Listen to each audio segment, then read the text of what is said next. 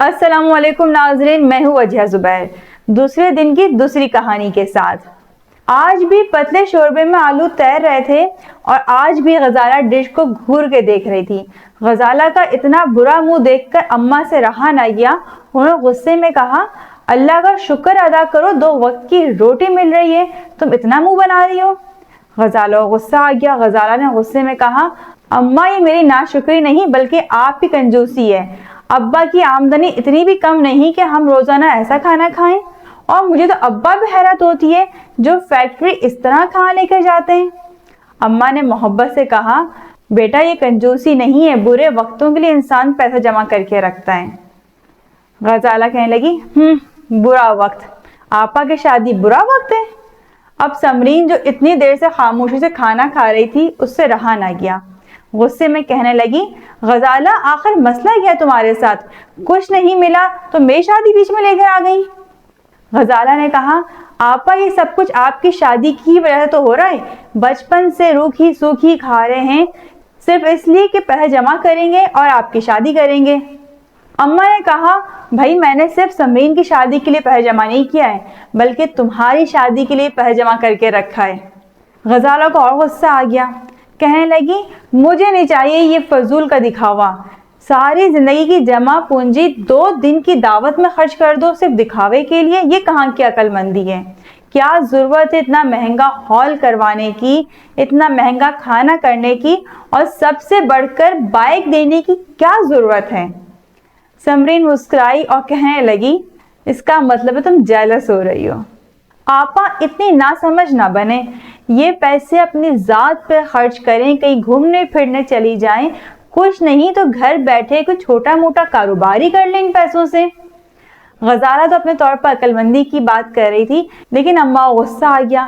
اماں غصے میں کہنے لگی، بھائی اللہ تعالیٰ ساجد کو سلامت رکھے، اتنی اچھی نوکری ہے، میری بیٹی کیوں کرے گی کاروبار؟ عجیب باتیں کر رہی ہو، سارا پیسہ اس کی شادی کے رکھا، اسی میں خرچ کروں گی، اب کوئی فضول بات نہیں سنوں گی میں۔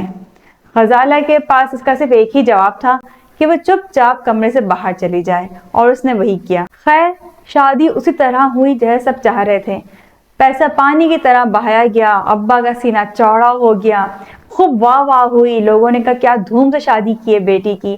ابا نے کہا کماتے کس کے لیے ہیں، اولاد کی تو کماتے ہیں۔ داماد نے بھی خوب خرچہ کیا، صرف ولیمہ ہی نہیں، مہندی، مایو اور بری بھی شاندار بنائی۔ سب واہ واہ کر رہے تھے کہ شادی ہو تو ایسی ہو، کیا کھانا، کیا ہال، ہر چیز بہترین، اور سب سے بڑھ کر داماد کو بائک بھی دی ہے۔ سب واہ واہ کر رہے تھے۔ خیر شادی کو کئی دن گزر گئے۔ سمرین نے ساجد سے فرمائش کی کہ ہم ہنی مون پہ کب جائیں گے؟ ساجد کو غصہ آ گیا، ہنی مون؟ کیسا ہنی مون؟